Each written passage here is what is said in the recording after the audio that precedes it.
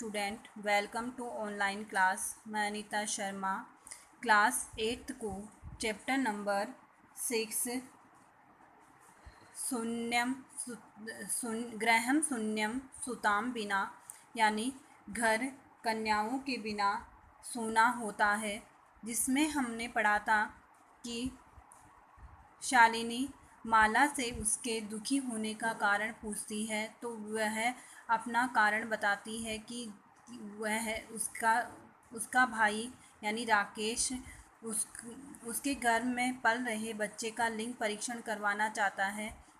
अब आगे क्या होता है वो देखेंगे। सायंकाले भ्रातः आगच्छति हस्तपादादिकं प्रक्षाल्य वस्त्राणि च परिवर्त्य पूजागृहं गत्वा दीपं प्रज्वलयति भवानी स्तुतिं च अपि करोति। तदनन्तरं चायपानार्थं सर्वे अपि एकत्रिताः। सायंकाले शाम के समय भाई आता है, हाथ पैर धोकर वस्त्र बदलकर वस्त्राणि च परिवृत्य वस्त्र बदलकर पूजाघर में गत्वा जाकर दीपम दीप प्रज्वालियत जलाकर भवानी स्तुति भवानी की पूजा च अपि करोति पूजा भी करता है। तदंतरम चाय पानार्थम इसके बाद चाय पीने के लिए सर्वे अपि सभी एकत्रिता एक जगह इकट्ठे होते हैं या एकत्रित होते हैं। तो इसका अर्थ हुआ कि शाम के समय भाई आते हैं, हाथ पैर धोकर बस कपड़े बदलकर पूजा गृह में जाकर दीप जलाकर भवानी की स्तुति भी करते हैं। इसके बाद चाय पीने के लिए सभी एकत्रित होते हैं। राकेश बोलता है, माले हे माला त्वं चिकित्सिकां प्रति गतवती आसी है किम कथयति सा। तुम चिकित्सिका के पास प्रति गतवती आसी यानी गई थी, कि तुम चिकित्सिका के पास गई थी। गतवती आसी यानी गई थी। किम कथयति सा उसने क्या कहा। तो राकेश कहता है, हे माला तुम चिकित्सिका के पास गई थी, उसने क्या कहा। माला मौनम एवं श्रूयते माला चुपचाप सुनती है। तदेव तभी क्रीडंती खेलती हुई 3 वर्ष की पुत्री अंबिका पितुः कोडे उपविशति तस्मात् चाकलेहं च याचते।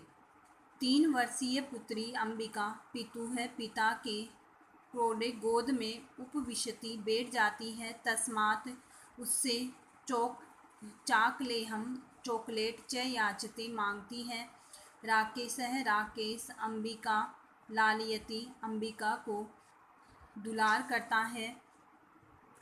चाकलेहम प्रदाय चॉकलेट देकर ताम क्रीडात अवतारयति उसको क्रोडात यानी गोदी से उतारकर पुनः माला दोबारा माला के प्रति की ओर प्रश्नवाचक दृष्टि से छिपती यानी देखता है।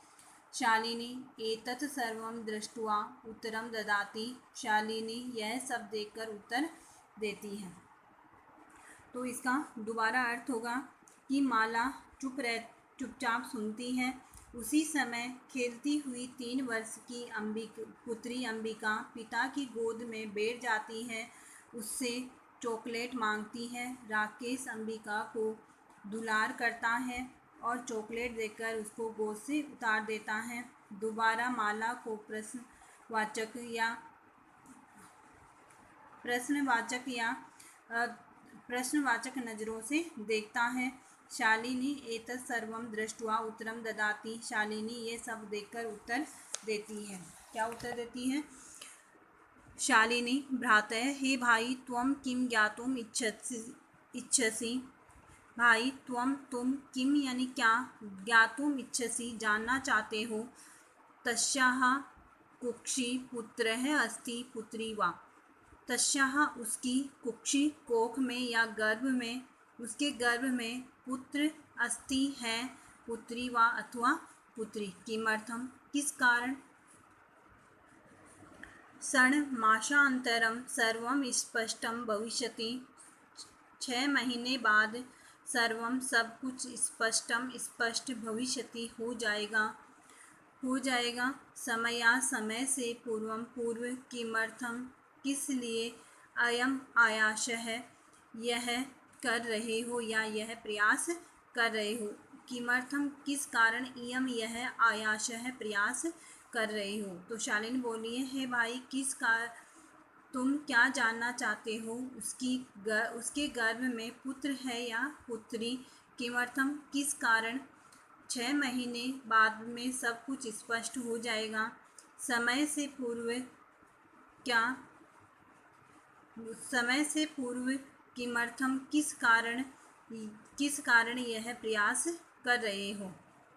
राकेश बोलता है भगिनी, हे बहन, त्वं तु जानासि, तुम तो जानती ही हो, अस्माकं हमारे गृहे घर में अंबिका पुत्री रूपेण पुत्री के रूप में अस्ति एव है ही, अधुना अब एकस्य एक पुत्रस्य पुत्र की आवश्यकता है, तरहि तो फिर डैश डैश, इसका मतलब वो बीच में ही रुक जाता है। तो राकेश बोलता है बहन तुम तो जानती ही हो कि हमारे घर में अंबिका पुत्री के रूप में है, अब एक पुत्र की आवश्यकता है। तो शालिनी तरही तो कुक्षी पुत्री अस्ति, कोख गर्भ में पुत्री है, चेत तो हंतव्या मार दोगे, तीव्र स्वरेण तेज स्वर में, हत्या पापम कुरुति हत्या और पाप, तुम हत्या का पाप तुम करने में लगे हुए हो, प्रवर्तितो असी तुम लगे हुए हो। तो गर्भ में पुत्री है तो उसकी हत्या कर दोगे, तीव्र स्वर में, हत्या का पाप करने के लिए तुम तैयार हो या प्रवृत्त हो रहे हो। राकेश, न हत्या तू न, नहीं हत्या तो नहीं है, नहीं हत्या तो नहीं है। तो आगे क्या होता है, आगे इसमें शालिनी बोलती है तरहि किम अस्ति निर्घृणम कृत्यम इदम, तरहि तो किम अस्ति, क्या यह घृणा युक्त कार्य नहीं है, या क्या यह घृणा से युक्त कार्य नहीं है, क्या यह बहुत ही निंदित कार्य है। सर्वम विस्मृत्य अस्माकं, सब कुछ भूलकर, क्या तुम सब कुछ भूल गए हो, या फिर दोबारा देखना इसका, तरहि किम अस्ति घृणितम कृत्यम इदम, तो फिर यह क्या है, यह तो बहुत ही घृणित कार्य है या निंदित कार्य है। सर्वम विस्मृतवान, सब कुछ भूल गए हो क्या, अस्माकं जनके हमारे पिताजी, कदापि कभी भी, पुत्री पुत्रयोः विभेदम न कृतवान, पुत्री और पुत्र में कभी भी भेद नहीं करते थे। सह सद्दे सर्वम देवः मनुस्मृतेः पंक्तिम इमाम उद्धरति स्म, वे हमेशा यानी हमारे पिताजी वह हमेशा ही मनुस्मृति में लिखी हुई इस पंक्ति का उच्चारण करते थे।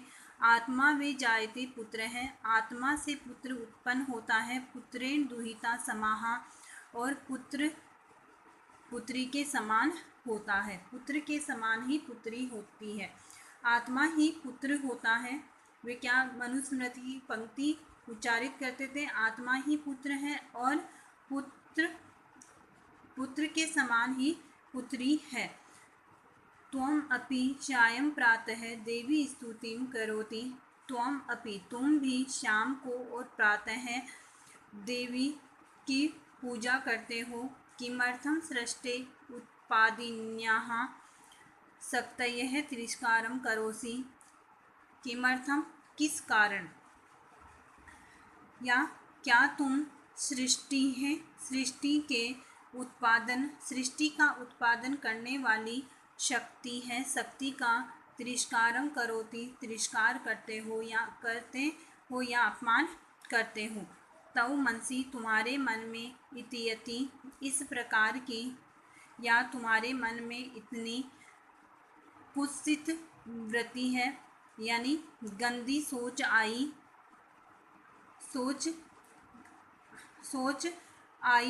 यह सोचकर इदम चिंतयित्वा, यह सोचकर अहम कुंठिता अस्मि, मैं दुखी हूँ, तब ए शिक्षा व्रता, तुम्हारी शिक्षा व्यर्थ है। तो इसका दोबारा अर्थ होगा तरहि किम अस्ति घृणितम कृत्य इदम, फिर यह क्या है, यह बहुत ही घृणित कार्य है। सर्वं विस्मृतवान अस्माकं जनकः कदापि पुत्र पुत्र्योः विभेदम न कृतवान, सब कुछ भूल गए हो क्या, हमारे पिताजी कभी भी पुत्र और पुत्री में भेद नहीं करते थे। सह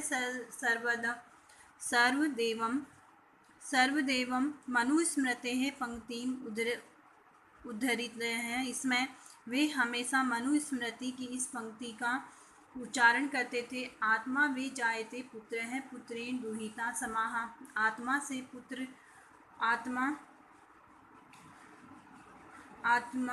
आत्मा ही